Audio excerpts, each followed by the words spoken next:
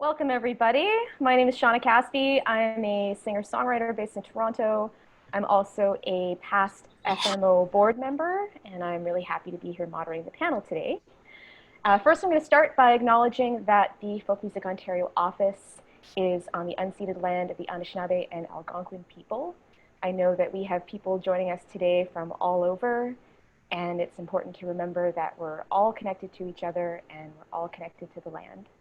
So thank you, everybody, for being here today. We are here to talk about house concerts.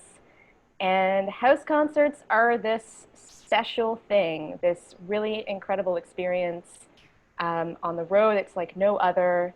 You have, for artists, they are often anchor dates. There are ways to connect really intimately with audiences. For audiences, it's this really special experience where you get to go generally into somebody's private home, and you get to be really close up to the performer, and of course, like everything else here in COVID-19 world, house concerts have been impacted. And I know that some house concerts have been taking their shows online, like many other presenters have. Other house concerts are in places in the country that have varying degrees of opening stages. Some are doing backyard concerts. So we have a panel here today that come from a variety of different roles in the industry. And so they're going to talk about house concerts from their perspectives. And I will introduce them to you. So we have Julian Taylor. Julian is a Toronto music scene staple and musical chameleon. I love that. You might recognize him as the frontman of the band Stagger Crossing. His music goes from singer-songwriter to blues to soul. He has released 10 albums in the last 2 decades, including just recently, he has a brand new album out called The Ridge, and it is gorgeous. So congratulations on that, Julian. And I suspect that generally at this time of year, Julian would be on the road, but he is at home like the rest of us. And Julian is also a radio host, so you might have heard him on the afternoon drive on the Indigenous radio station in Toronto called Element FM. So Julian, we're very happy to have you here today. Thanks for being here. It's a pleasure. It's an honor. Nice to be here. And we've got Nick Sherman. He is in Thunder Bay. Nick Sherman is a singer-songwriter. You might have seen him at festivals across the country. He's played at Blues Fest. He's played at the Vancouver Folk Festival, at Luminato. I'm sure he'd probably be on his way to a festival right now if we weren't all stuck at home. Nick's also worked in radio for 9 years, and he now spends part of the year in remote communities, bringing music programming into schools. And he teaches young people how to make meaningful connections through self-expression and shows them how to counteract isolation, which is a feeling that I think we're all feeling right now. So it's great work, Nick. And we have Nicole Rochefort over there in the corner. Nicole is a booking agent. She's based in Toronto. She has experience in production assistance and stage management and artist development. She started working with live tour artists and then went on to Kids Entertainment Agency. Now she runs her own booking agency called AIM, Artists in Motion, and her clients include Amanda Rayum, Digging Roots, Leahy, Leela Gilday, Oh Susanna, Stephen Fearing, the list goes on. A lot of people you might recognize in the folk community. And Nicole is also an instructor at the Harris Institute. She is the chair of the Durham College Music Business Management Advisory Committee. She's a member of the Ontario Creates Music Industry Advisory Committee, and she's also a former board member at FMO. So thanks for being here, Nicole. And as Joel mentioned, the panel is going to be about an hour long, but we're hoping to leave about 15 minutes at the end for questions. So if you've just recently joined us, please type your questions into the chat box, and we will get to them in the Q&A. So let's start. I'm curious to hear, maybe we'll start with you, Julian, as an artist, especially as an artist with a new record. I suspect you probably had a whole plan for that new record. And I had another plan. And how touring can so often include house concerts now. Tell us about your experience with house concerts before COVID and what you have now going forward. Sure. I don't have much going forward at the moment, obviously because of COVID-19, but I have done a handful of house concerts, mostly here in Ontario and close to home. Um, and my experience with them is that it's a brilliant way to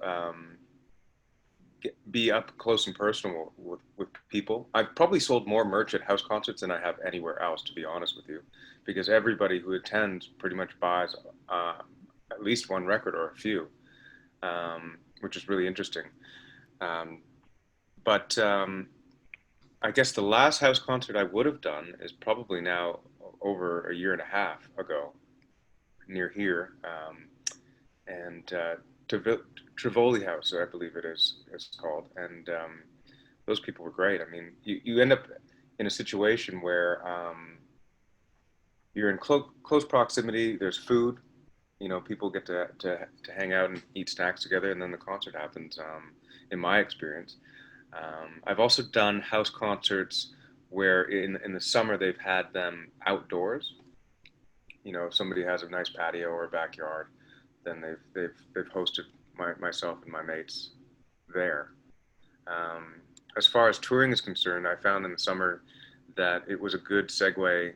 For instance, if we had a festival day, to try to find a way to fill in the gaps. You know what I mean?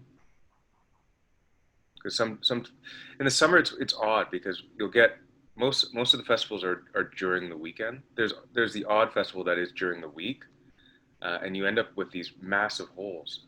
In the winter, it's not as it's not really like that when you play clubs because you can sort of string things together. But yeah, that's my experience with them. I like selling merch at house concerts. So have you been finding that now you're you're taking those concerts online, or you're just holding off? Are you booking shows for, a year or two from now with these house concert presenters? There is nothing booked on the calendar for a while. I have been taking opportunities where the new house concert has been actually my house. So, um, Tell us about that. sorry, Tell us about that. I'm running out of staging. that's that's for sure. No, I did one for home county. I did something for Hillside, also the Beaches Jazz, and all were in my home or outside where I set up and filmed myself as a pre-recorded performance and then sent it off to the presenters of those festivals. I've not done a home concert at my place without a presenter. I didn't feel like I wanted to do that. The first one I did would have been with the NAC, Canada Performs, and there was Music Together. Americana Music Association was another. And I felt that it was really important for me to join uh, and partner with a presenter because online the reach is so it can be it's extended further, in my personal opinion. Cool, thanks. So how about Nick? Similar question. I know that you are in a place in Canada that has very low slash no COVID cases out in Thunder Bay. Are you finding that you do have opportunities to do things like backyard concerts? Are you planning any touring? What are you up to? Yeah, well, the kind of the same as Julian, we all had summer plans. We all had things we wanted to do and that were already kind of set in stone or whatever that means, we had plans. And, as March rolled through, everything kind of just went out the window and we were left with not a whole lot. So, I have to credit, my manager, Jen McCarroll, who, got, made sure that, we kind of got on top of what that meant, for, the immediate future and for the long term. And then, really started looking at, who was presenting concerts online, what that even looked like. That's also new. Like it's such a new concept and it's changing so fast right now. So yeah, I've been fortunate to be a part of a few of those, and it's been nice to get to be a part of other people's audiences, and through the NAC and through we did a film festival with Ween Gush, and just getting to be a part of other people's programming, which has been really nice. But then also, like you said, we don't have as many cases up here, so it's been a little bit easier to try to figure out how to navigate that up here. And I guess what comes with that is safety. So that's been a huge part of it, right? So just recently I did a backyard thing at a friend's house, and that was really small and nice to do, to just sort of like get a feel for what that is going to look like maybe for a little while. And then recently did an online festival, which was very monitored and very rigid in terms of safety as well, right? So that seems to be the forefront of everything right now. If we're going to do things, a house concert, things like that, making sure that, artists feel safe, making sure that the people in the audience feel safe, or if there is an audience, especially if there are more than one people on the stage. We did one just recently. I did it by myself, but there were bands that showed up, and, it was a plexiglass stage. It was so weird. And there were some jokes online like, plexiglass is the new chicken wire, right? You get on stage and you're like cut off from everybody. But it's I guess it's just figuring out what measures need to be taken so that we can still connect that way, right? So yeah, I feel fortunate to have sort of been a part of what those look like a little bit, but a lot of it's been online, and it's been really nice to connect this way. And like you said, I've worked with, kids up north before, and the whole idea of isolation and having to perform and figuring out what that looks like, that's something that a lot of people have already, been trying to figure out for a long time. So now we're kind of all in that same boat. Like, how do we connect, and it almost kind of opens up the world to connect with other people that have been isolated from this. And I do come from an isolated place, like living in Sioux Lookout, growing up there. I've never had access to downtown city shows and things like that. It's always been house concerts or things that we presented ourselves, So it's kind of going back to those ideas and figuring out how to just keep connecting this way, So I feel like the concepts have always been there, but now we're just kind of all forced into really leaning into them, and then of course realizing that safety is key for us to keep moving forward and getting ourselves on stages. Yeah, definitely since COVID, there's been a lot of attention on artists to be the ones to kind of bring everybody together and to connect everyone. Mm-hmm. And I'm curious, because you have done some backyard concerts, if there are house concert presenters who are watching who want to do that, especially in the short period of time we have left in the warm weather in Canada, what do they need to do in order to be safe? I'm suspecting that they're going to have to communicate really well. Like I saw a house concert or a backyard concert post like their sort of poster for a show that was coming up, and it really laid everything out, including like, we have a bathroom, it will be disinfected this many times in the evening, and so what kind of things were happening at the concerts that you were at? So that the house concert presenters can kind of get like a checklist of things they might want to pay attention to. Yeah. So the one that I did, as soon as people came into the yard, there was a disinfecting area. There was a 6-foot stick sitting out there, kind of just demonstrating how far you need to be from people. But there were also places already like allocated for people to sit, so that they were already distanced. But if there were any, new people that were to show up, the idea of what 6 feet looks like, that was, placed out. The washroom was also, well, in this specific case, it was a pretty out, like in the bush, you know what I mean? So like, I don't know how much more safe it could have been, but yeah. And then of course I mean, I think it's unfortunate, but it comes down to the liability of issues, the presenters are responsible for every person that comes into that yard, and you just really have to state what the safety precautions are and what they've done to make sure that everyone's being safe, and if someone doesn't abide by that, then that has to be their responsibility, right?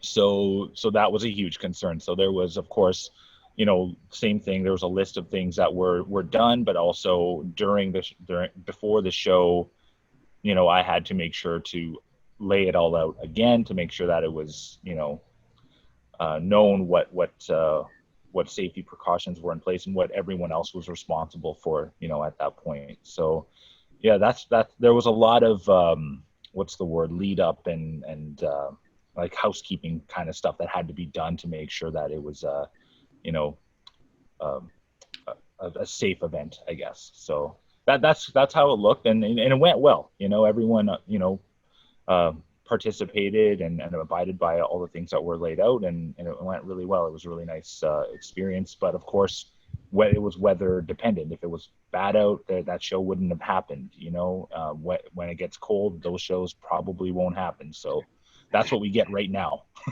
and that's hopefully we can figure out how to move forward with this. And it sounds also like contact tracing is really important. So for house concerts, and generally house concerts are particularly good at this because they keep mailing lists and they keep track of everybody. It's a very personal interaction. So in order, like at this point, we're going to have everybody's name and contact information who attend Right. any event in case we do have to follow up with them afterwards. I know we have the new app in Ontario for COVID tracing, but any kind of additional information we can have is good. I'm curious, Nick, because Julian brought it up as well, merch sales. Usually the only place that we generally sell merch at anymore are at live shows. Mm-hmm. So, and house concerts used to be big merch selling places. So did you have a merch table? Did people come up to you and talk to you afterwards? No? No, I didn't even think, I didn't want to set up a merge table just because it would encourage more of that interaction, which was really unfortunate. I was really torn as to like how to do that. And I just didn't want to set up a situation where people are lining up or, not that they're lining up, but you know what I mean. But like I didn't want to set up a situation where people were going to start gathering together, pooling together in a certain part of the yard or, trying to come up. I just didn't really know how to navigate that, and I didn't want to set that situation up, which is really unfortunate. Like the only thing I did was to say that to get in touch for anything, and that's all I could do. And I don't really know at this point. I think that would have to be a whole other station and figure out what that looks like, and it would be like a store. You'd have to figure that out, and have the space for it. So no, I did not do that. Everybody's going to need one of those credit card tap machines. Yeah. Which is a good point. Is River home? Hey, buddy. Yeah, he's inside. He is inside. Can I play you? Yeah, you can go inside. Yeah. Got a new panel Okay. member in Nick's house. Oh, you found So maybe we'll go to Nicole now. Nicole, you're a booking agent, so you've got a bunch of artists that you're taking care of. And I'm curious to know what they've been up to, what kind of changes have been made, and also really curious about future planning because, you would be right now booking shows for people in all kinds of different timelines from, next month to 2 years from now, and everything is so up in the air. How are you doing that? Not well because because everything is so varied right now. I'm definitely in a position where I pay attention nationally what's happening in every different marketplace. So in every province and territory, really trying to stay aware so that I can then advise artists within their own like regional or like domestic touring province and territory what that is looking like outside of their hyper local area to nationally what is happening. And so right now everything has kind of paused, and I'm now seeing a couple of things pick up here and there. So I have artists in the East Coast that are really enjoying the changes that they've been able to make in terms of their progress into safety, and I'm seeing shows happening there both indoors and outdoors. There's been a couple of things happening in Ontario that's still mostly home-based, recordings and like streamed to a festival or to a presenter. Amanda Rayum just did Ottawa Blues Fest drive-in concert, and that was hosted in Gatineau, Quebec. Again, they have different, and Julie into that too, actually. They have different stages, right, of reopening. So what I've found most important is having really some conversations with artists and saying, where are you at? Never mind where the country's at or where this promoter's at or this opportunity, but where are you at as the artist? Because I work on behalf of the artist. I always want to keep their needs and their expectations in mind. And so my role has changed in that there's just one more envelope to kind of be in consideration of. So the artist goals and expectations are kind of where I always start. And now we bring in, what are your safety requirements? What are your protocols? What are your boundaries for success? Should someone want to move forward, or if you wanted to move forward, what does that look like? So that's what I'm really trying to focus on. And then that's kind of where I start all my conversations moving forward with presenters, is from a place of the artist needs and artist safety. So advocating on behalf of the artist with just an extra layer now added to that. Now, I'm curious because house concerts traditionally have been these very grassroots, sort of casual, you know, email back and forth kind of things between two people. Very rarely are they contracted, even with larger artists, just they just don't want to go through that kind of paperwork.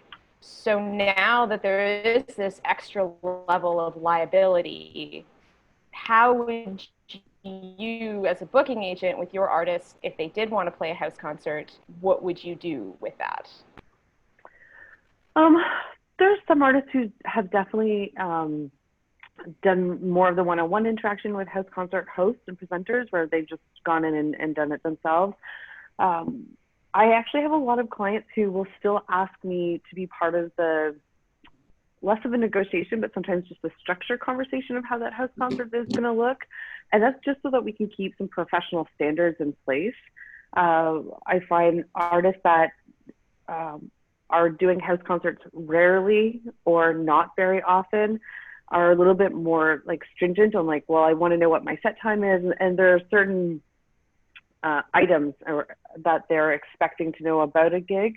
Rather, the artists that I worked with in the past, I've done house concerts a lot, understand the fluidity and the flexibility of the house concert scene. So with everything right now concerning COVID-19, I would, again, just be having those same kind of conversations with house concerts. So for instance, before COVID, I have artists that have allergy issues, right? So it's my responsibility to know what are they allergic to. It could be dietary, right? If we have a house concert or even a billeting situation, it's my responsibility to say to the artist, hey, what do you need to go into someone's home to feel comfortable? And more often than not, it's like, I need a no pet zone. I have like super allergies. So I've already, like, those conversations were already happening. And saying to the house concert, we'd really love to do this, but they won't be able to stay in your home due to a severe allergy issue, right? Or dogs or cats, or yes, a meal would be fantastic, but they have a gluten sensitivity or dairy intolerance or tree nut allergy. So advocating for artist safety has always been kind of part of a house concert thing for myself as an agent, just making sure that place is comfortable and set up. I think now going into it, in addition to with asking presenters in general, I'm now saying things like, hey, what's happening?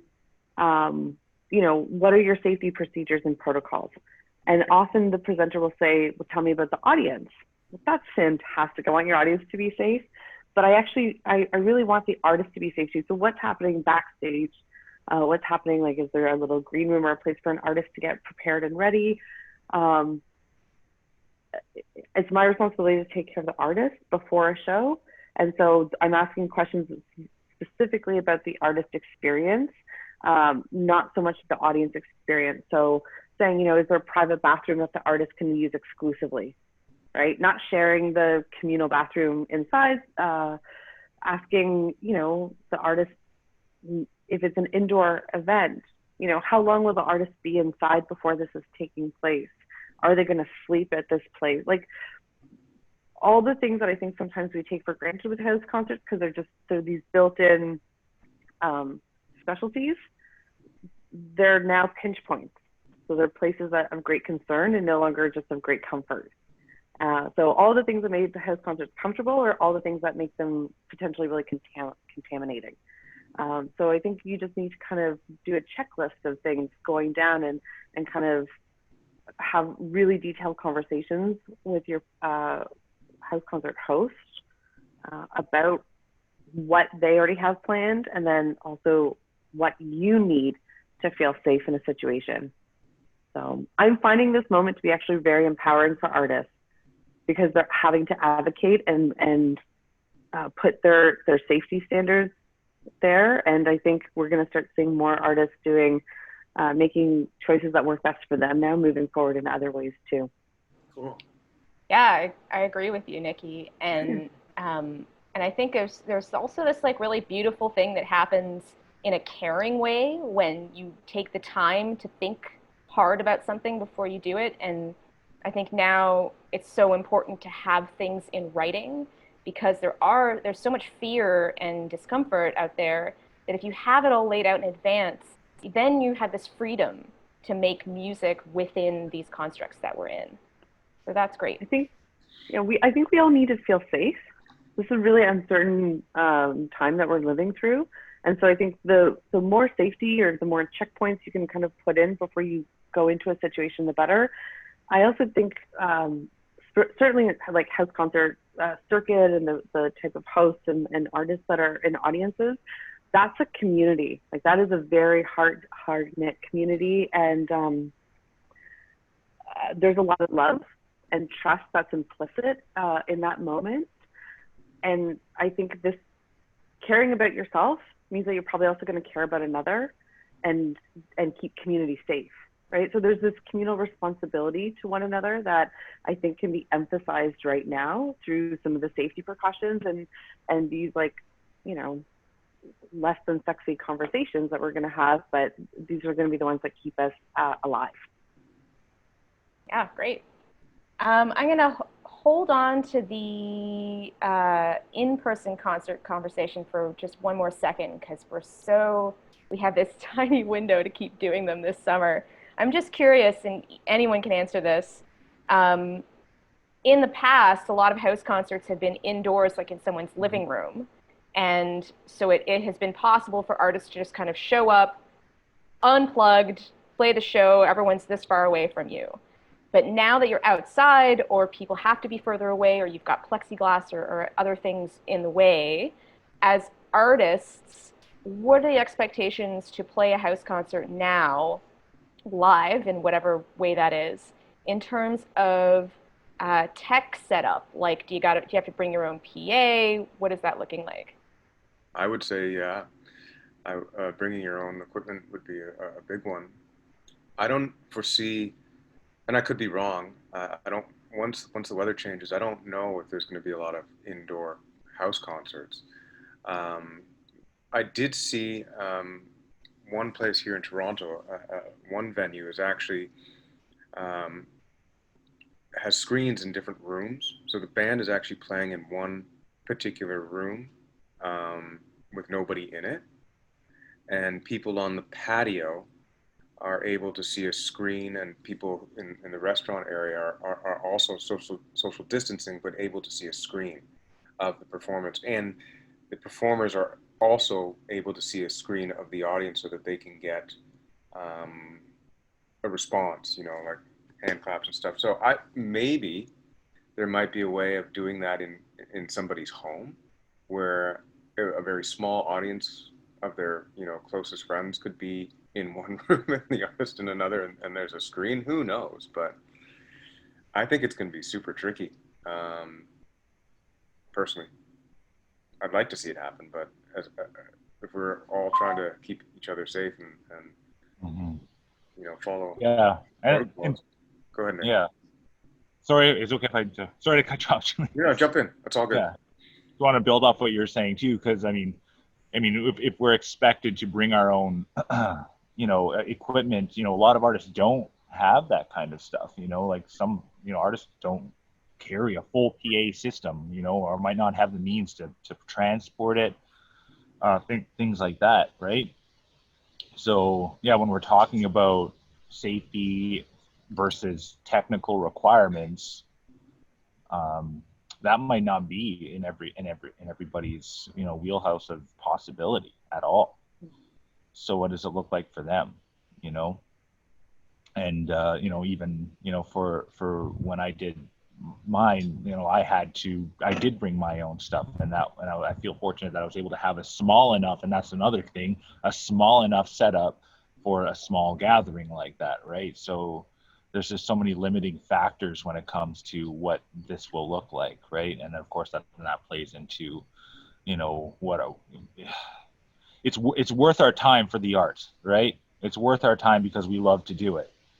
But then there's also, we all know what, yeah, is it, well, we all don't like to talk about it, but is it worth our time? Is it worth our time? Especially if we have, things, kids at home and time to take away from that and things like that. Like, how do we gauge that, right? So what kind of equipment do we need for us to have lucrative shows, in the future?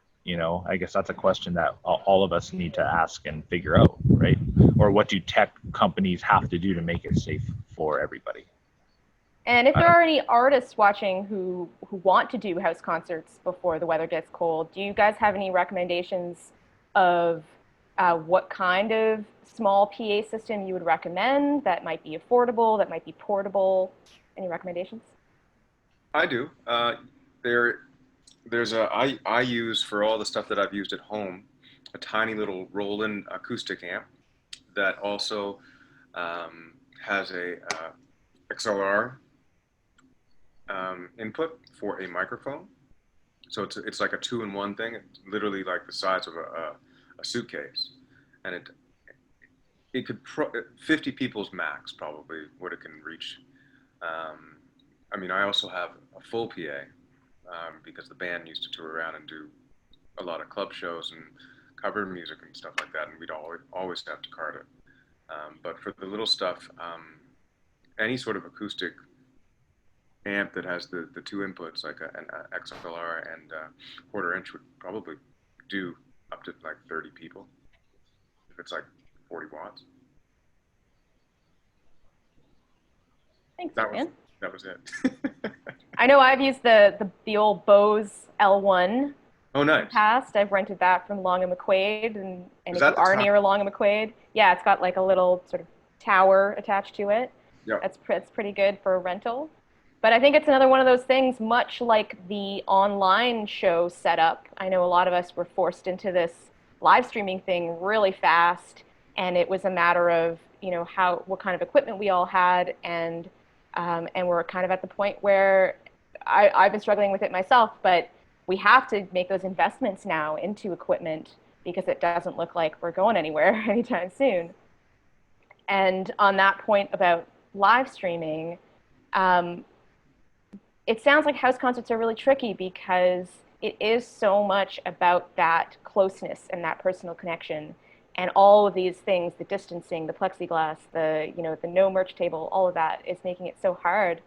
But if people are taking their concerts online, which they're probably going to do, in the next season coming, how can they use the online world to try to create that connection? Like, there's so many more opportunities now during a live stream where people can type at the artist while they're playing, or the house concert presenter can be in the room, in the chat room, and welcome every person and say, thanks for coming to our concert, just like they would at the door.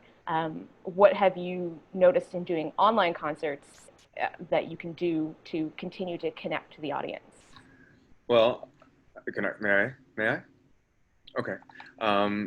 again, back to my point of having a co-presenter, and why I believe that that was an important thing for me to do is because I get really distracted when people are sending comments and little heart emojis and likes and stuff like that. I don't know if any other artist does, but it really throws me off. And it's like, see, Nicole's doing it and it's distracting me already. So having the co-presenter there as like the host has been very helpful. So to answer, because when you're in the middle of a performance, I personally don't want to answer somebody's question because I'm trying to concentrate. There are other artists who are really engaged with their online with people while they're performing. Like people will make requests, and I really appreciate those artists because it's such a contrast from what I like to do and the way I perform. But there's side door is one that's done quite well. I've seen people using YouTube. I did a show on YouTube, which was interesting. What's another one? Streamlabs, which I haven't really figured out yet as a presenting, software. And then if you really want to go big, there's I'll find it, but there's a software out of the UK which does allow you to control your live stream. You need a lot of it's like $1,500 or pounds rather to buy, and I'll find the name of it because our drummer has been using it with his production company. But if you're talking about Shauna investing in the gear, it might be something. I'll find it. I'll find exactly what he sent me right now. But yeah. Okay, great. Co-presenters. That's a great point. And if you are a house concert presenter watching this and you have that audience that you have built over time, and maybe you have a website, maybe you have a Facebook page, wherever you are on the internet and wherever your audience is, that's a great tip from Julian to, if you want to start presenting your concerts online, to continue to be the great host that you are in the room in a virtual way. Mm-hmm. And that really is helpful for the artist. I found the software. It's called Stage Plot Pro. And, yeah. You'll need to, if you're going to operate it, you'll need to know how to operate audio and visual equipment. And I think it's an important tool. I'm looking into it. I just don't want to spend the money on it.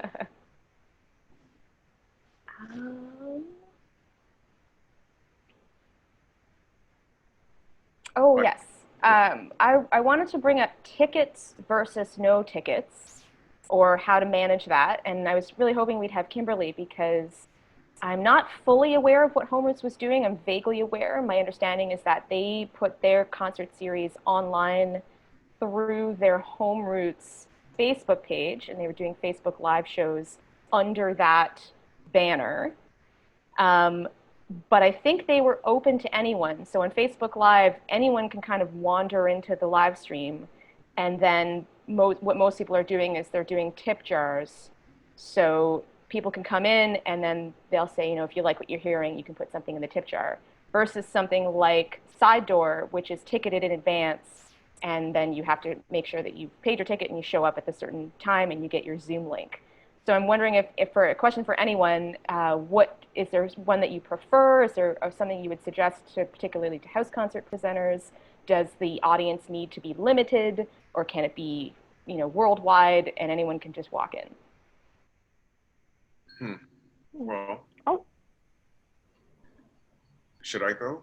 Do you want to go, Nick? Nicole? No, Nick. Let's hear from Nicole. No, Nicole, you go. That's fine. So I would, I'm going to assume that artists are performing as their career, right? Not just like hobby time or like just to get exposure. Like, this is how people make money. And so I think having, if you were going to go to a house concert, there would be expectations in place that, roughly 50 people $20 a person, that's $1,000 gig, right? House concerts are extremely lucrative.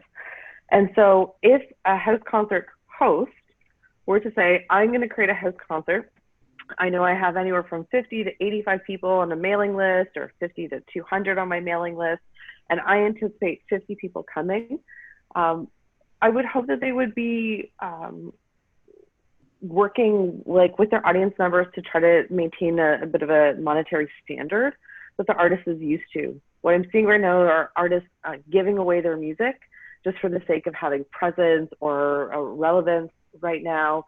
And I think that could be very detrimental going forward, because once you undervalue yourself or you give yourself away for free, it's sometimes really hard to change the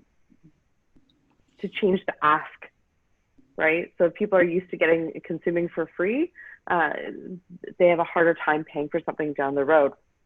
So pay what you can be extremely profitable for artists as well. Sometimes if you say, oh, it's only $10, then you're capping someone off at only being able to give you $10. So even creating a hybrid system of, hey, there's a $10 buy-in, and then you can donate here, or additional pay what you can, like in terms of going around the jug.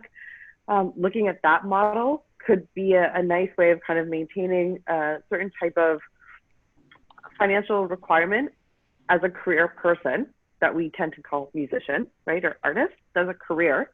So let's pay people for their job. And then if you want to give more, there's that chance to give more. I think artists are, outside of house concerts and online concerts, artists are already coming up with opportunities where they're sharing their music for free to their own community and audience. So if you're a hardcore fan, you might be going on Instagram, like to see someone play, or also on an artist's Facebook page, to the YouTube channel. So I think an artist can determine when they want to give their music away for free. But if you're asking an artist to show up and do a job, there really should be some sort of payment that is just kind of like built into that expectation. Again, the artist can give it away for free, but everyone else should be ready to pay them. I agree with that. I mean, hybrid models are interesting. What I've done is, on the first time I did the show, I did the tip jar, and that was like right off the bat, like late March, April, and that paid in dividends. I think people were just, scared and generous, and I was grateful. But what I've always done in that regard is I've always donated something back. So whether if I've used a tip jar, I've donated money to the Daily Bed Food Bank, or I've donated money to a bursary fund that I started for the late guitarist from Stagger Crossing, things like that. The ticketed thing has been really difficult. Nobody seems to want to buy a ticket to an online virtual concert. There are some people I've seen, for me at least, they don't want to see me, but they won't want to buy tickets. I've seen other artists for sure do that and work.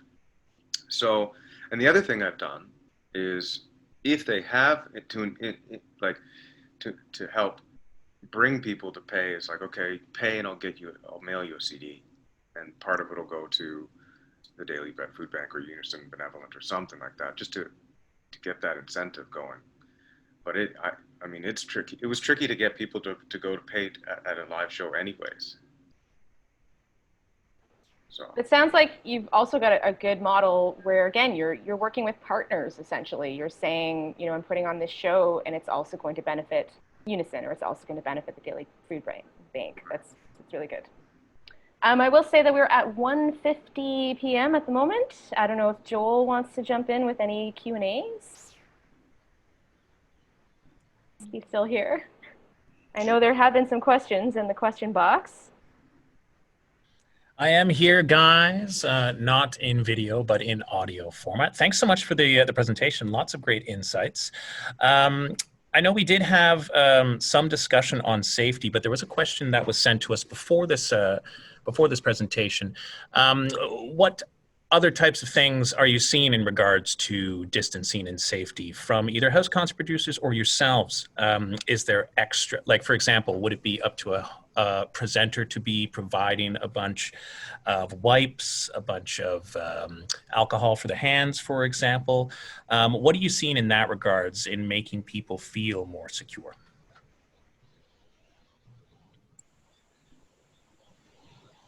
Who are you asking the question? Oh, anyone, yes, sorry. You can't see my face for... Well, I guess I'll just jump in just because I just recently did this. You know, I feel like I think a lot preparation is key in this regard.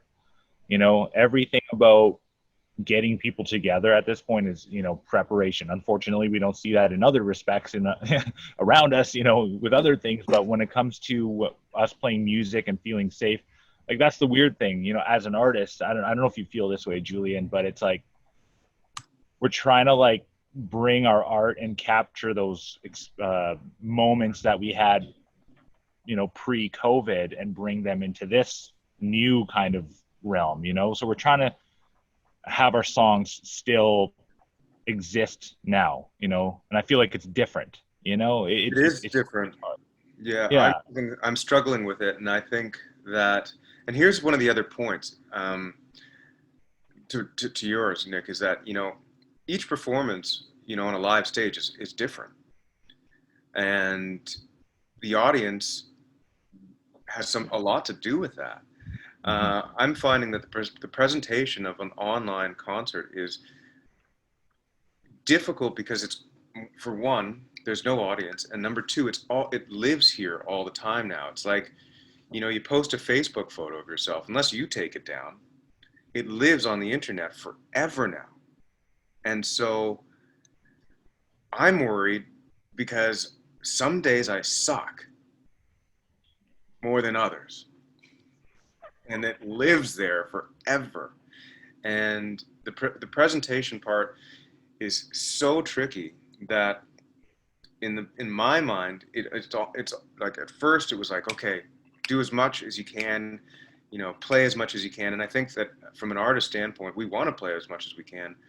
But in this new world, I'm looking at it and going, okay, wait a second. How often should I really be out there because of that one fact? It lives there forever.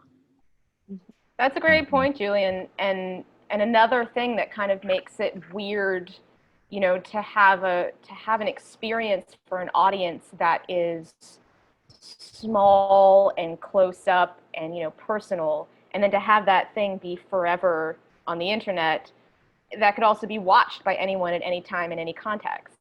Right. And so maybe it might be something for presenters to think about and for artists to think about, where, you know, it could be something that only lives there for a week and then gets taken down. I know some festivals have been doing that with their online shows, or doesn't get posted at all. Like I think with Facebook Live, at the end of the broadcast, it says, do you want to save this or not?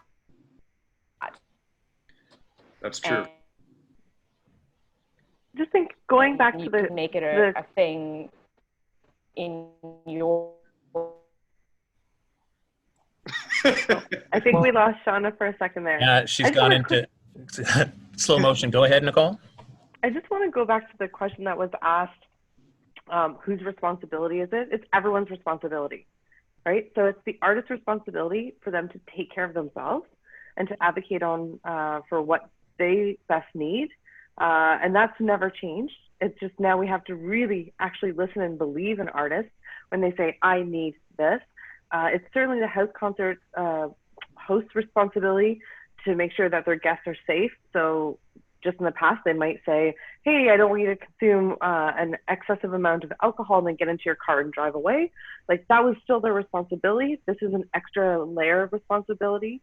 And the way to get that across is over communicating what everyone's role is to make something safe. So we've all seen, you know, we've all gone to a festival website and you see what's allowed on site, what's not allowed on site.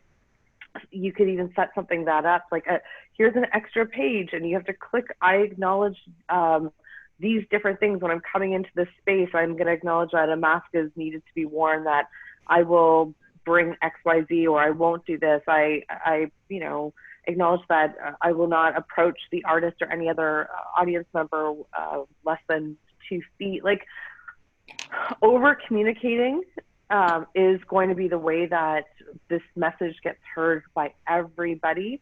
Having signage up. You go to a bank, you go to a grocery store, now there's signage everywhere telling you what is expected, how you should be behaving.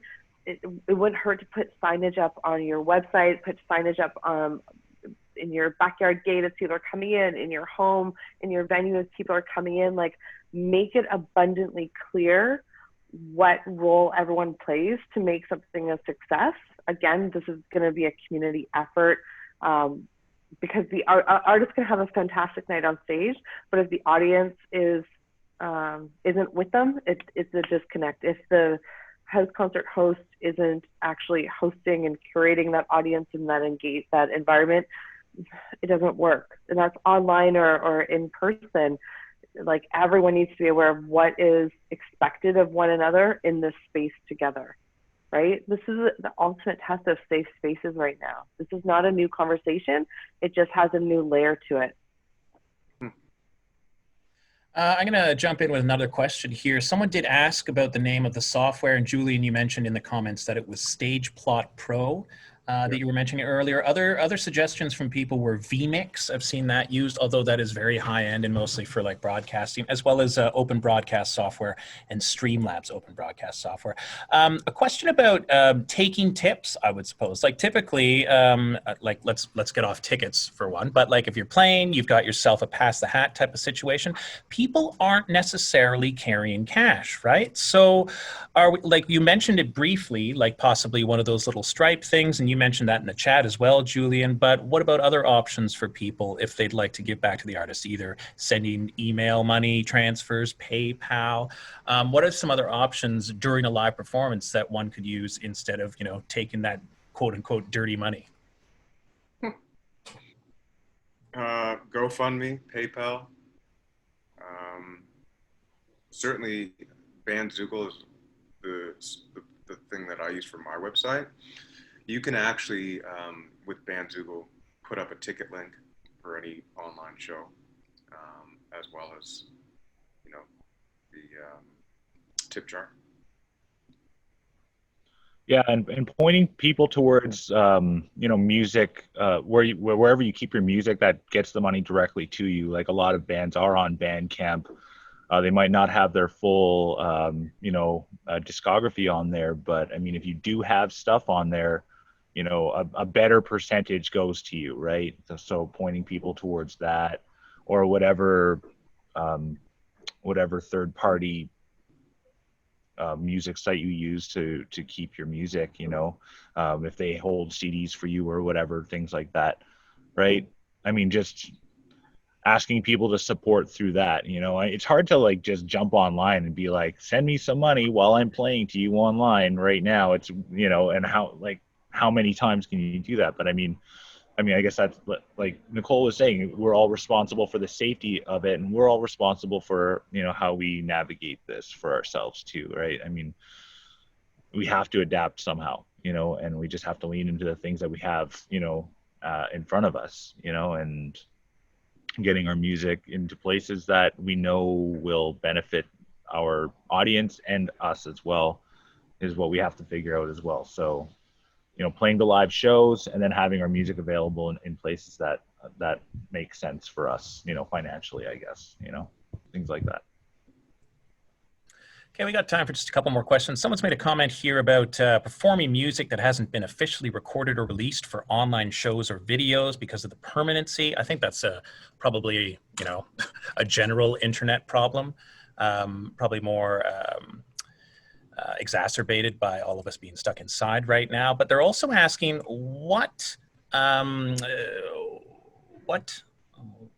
how have you played online shows with multiple people in various locations, and what platforms have worked best for that? So we're using Zoom right now, but have any of you done that kind of like this type of thing, but playing? How did it work, and what platforms did you like? I haven't done it. We were going to try with Zoom, and we tested it, and it just looked really silly. So we didn't do it. We're not the Bare Naked Ladies. They make everything that is silly look awesome. I've really liked just working with a presenter. I really enjoyed using Zoom, and then having it go through other people's social media. So we would present through here, and the presenter would, just the same way we're doing it now, completely facilitate everything. All of the performers, all of the schedule, everything would be facilitated through here and then broadcast through everyone's social media. I thought that was probably so far been the best way to do it, because it's a very controlled and facilitated situation, but then also you're able to utilize everybody's online platforms. So far that's been really the best way to go in terms of just getting it together and, being as organized as possible. So I just posted Beat Connect. It's a new software that I was introduced to this week. I've never used it, right? I'm on like the business side, so I use the phone call and email thing to connect with people. But this apparently the software share ideas instantly, create music together. I don't know what capacity, but it's apparently the only product in the world that allows multiple players to take part in the creative process at the same time. Again, I don't know if that's going to be for video or if that's more of a recording process, but beatconnect.ca, if you're looking at them, that was just shared with me this week. I think this time has been really great for solo artists or duo trios that maybe live in the same home. It's been a struggle for the ensemble groups that I work with, especially at the beginning, because they couldn't get to one another because of safety requirements. And then some people have bandmates that don't live in the same city, let alone territory.